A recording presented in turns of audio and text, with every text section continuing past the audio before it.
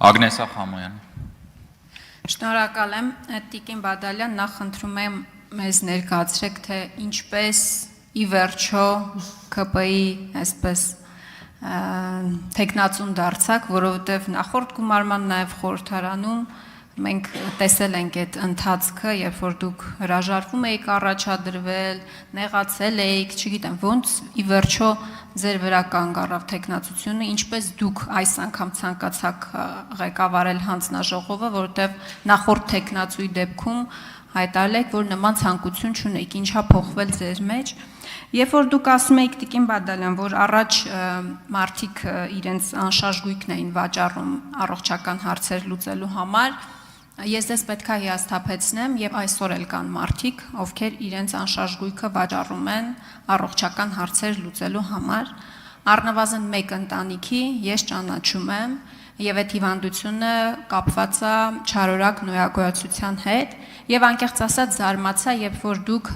գոհունակությամբ արձանագրում եք եւ ձեր խոսքից տպավորություն էր ստեղծվում, որ խնդիրը ըստ էության լուծված է չարորակ նոյագոյացություններ ունեցող հիվանդների պարագայում, այդպես չի։ Այդպես չի անգամ, երբ որ առողջապահության պարտադիր ապահովագրությունն է ներդրվել, որովհետև այո, մի քանի 100,000 դրամով գումարը ավելացել է, բայց դա հարցի լուծում չի։ Ես ձեզ վստահեցնում եմ, որ դա հարցի լուծում չի, եւ մարդիկ իսկապես իրենց ունեցվածքը վաճառում են Հայաստանում կամ հաճախ Հայաստանի սահմաններից դուրս այդ հարցերը լուծելու համար։ Առհասարակ դուք ինչպես եք տեսնում այս հարցի լուծումը, որովհետև տարեցտարի ավելանում է քաղցկեղով հիվանդ քաղաքացիների թիվը հանրապետությունում։ Ես այստեղ քանի որ ժամանակը սպառվեց նաև դեղերի հետ կապված հարց ունեի, միևնույն է, որքան էլ գրանցման խնդիրները ըստ էության այսպես ավելի ընթացակարգերը հեշտացվել է եւ այլն, միևնույն է այդ խնդիրն էլ չի լուծում, լավ արձագանքի ժամանակ մյուս հարցերը կտամ։ Շնորհակալություն Տիկին Խամոյան, ինչ վերաբերում է իմ տեխնացության առաջադրմանը կամ չառաջադրմանը, բազմիցս մեկնաբանել եմ, բայց էլի շատ անկեղծ մեկնաբանեմ։ Ես միշտ ասել եմ, եթե քաղաքացիական պայմանագիր խմբակցությունում կա որևէ բուժաշխատող, անկախ նրանից ավագ, թե միջին, թե կրտսեր բուժաշխատող, ապա ես չեմ տեսնում նպատակահարմար չեմ գտնում առաջադրվելու։ Այս անգամ հաշվի առնելով ուղղակի ես երկու գումարումներով իմ փորձը առողջապահության հանձնաժողովում եւ միևնույն ժամանակ բազմաթիվ կիսատ թողած նախագծեր եւ ընդհանուր առմամբ կարծում եմ դուք եք հասկանում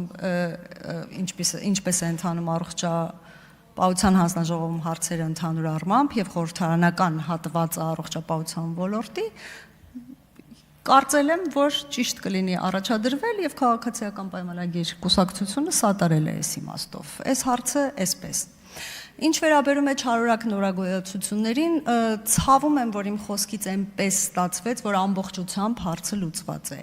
Իհարկե, կան հիվանդություններ, որոնք Հայաստանի Հանրապետությունում դեռևս հնարավոր չի լինում բուժել եւ մարդիկ պիտի մեկնեն արտերկիր։ Ինչ վերաբերում է Հայաստանում բուժվելու համար կարող են անշարժ գույք ծառայել, որպեսզի Հայաստանում այդ բուժումը իրականացնեն, այստեղ ես խնդիր եմ տեսնում եւ եթե կա մասնավոր դեպք եկեք քննարկենք, որովհետեւ նույնիսկ մինչեւ առողջության ապահովագրության ներդրումը այնուամենայնիվ պետությունը սկսեց փոխհատուցել չարորակ նորագոյացությունների վիրահատությունը բոլոր դեպքերում։ Սկզբում մի քիչ դժվարություններ կար ֆինանսներ հատկացնելու քիմիոթերապևտիկ, որոնք ավելի թանկարժեք են, քան վիրահատությունը, դեղորայք հատկացնելու եւ փոխհատուցելու իմաստով։ Այսօր այդ ծավալն էլ ենք մեծացրել, բայց այնուամենայնիվ չենք հասցրել իր մաքսիմումին։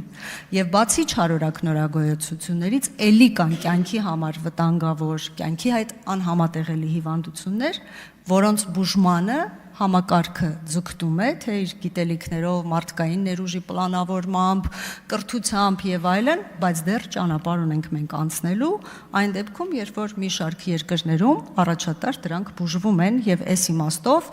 եթե առողջապահության նախարարությունը որոշակի օգնություն կարողանում է ցույց տալ, բայց սա չի լինում այդ ամբողջ բուժման կեսը կամ ամբողջական գումարը որոշ օգնություն, իհարկե դա հնարավոր է լինում կազմակերպել, բայց ցավում եմ դեռևս կան հիվանդություններ, որոնք շատ թանկարժեք են եւ որոնց բուժմանը լիակատար բուժմանը մենք հասնելու համար անցնելիք ճանապարհ ունենք։ Արձագանք։ Տիկին Բադալյան, Հայաստանում ամբողջությամբ անգամ քիմիոթերապիայի ծախսը չի փակվում այս անգամ ավելացումով։ Ես ձեզ մի քանի թիվ եմ ուզում ասել։ Հայաստանում ամեն 43-րդ մարդ քաղցկեղ ունի։ Երևանում ամեն 35-րդ քաղաքացի։ Անկախացումից ի վեր 3 անգամ աճել է քաղցկեղով հիվանդների թիվը։ Ես ձեզ առաջարկում եմ միասին մի օր գնանք Յոլյանի օրինաբանական ինստիտուտ եւ այնտեղ դուք կտեսնեք բազմաթիվ մարդիկ, ովքեր այդ խնդրի առջև են կանգնած։ Միայն Հայաստանի սահմաններից դուրս բուժում իրականացնելու մասին չի խոսք։ Ես նորից եմ ասում, խոսքը քիմիոթերապևտիկ նյութերի փոխհատուցման ծավալների մասին է գտնում։ Այսինքն անգամ դա հնարավոր չի լինում ամբողջությամբ իրականացնել։ Դուք նաև ցրված սկլերոզի թանկարժեք դեղահաբի մասին խոսեցիք, այո, դա այդպես է, բայց մեր քաղաքացիները մի հատ ուրիշ խնդիր էլ ունեն։ Այդ ծանր հիվանդությունները շալակած անընդհատ քաշքշուկի մեջ են ընկնում, թղթաբանության մեջ են, պոլիկլինիկայի հերթերի մասին էլ չեմ խոսում, բազմաթիվ անգամ բազմիցս դրանց մասին խոսել ենք, այսինքն մարդը հիվանդ է, բայց միևնույն է պետք է այդ ամբողջ պրոտոկոլը թղթաբանությունը եւ այլն, դա ինչպես եք պատկերացնում, որ հնարավոր լինի լուծել։ Էլի մի քիչ դժվարանում եմ պատկերացնել, որովհետև նման խնդիր պիտի չլինի, որովհետև ապահովագրության համակարգը ինչպես է գործում ընդհանուր առմամբ, դու այցելում ես տեղամասային թերապևտին կամ ընտանեկան բժշկին եւ հիվանդության արդեն դիագնոզի դեպքում, որը որ արմետ համակարգում գրանցվում է, այլևս որևէ բյուրոկրատիայի կարիք պիտի որ չլինի։ Ես կարծում եմ, որ այստեղ մասնավոր դեպքեր կան, որոնք մենք պիտի քննարկենք, եւ եթե խախտումներ են եղել ընթացակարգերի, մենք պիտի դրանով անպայման զբաղվենք եւ հուսով եմ կքննարկենք ու դուք կասեք ինչպես է ստացվել, այսինքն բուժող բժիշկը որտեղ է թերացել, որ չի կարողացել այդ ամբողջ ընթացակարգերում օգնել, որպեսզի քաղաքացին արագ անցնի։ Եվ իհարկե այս քաղցկեղի ահագնացող տարածումը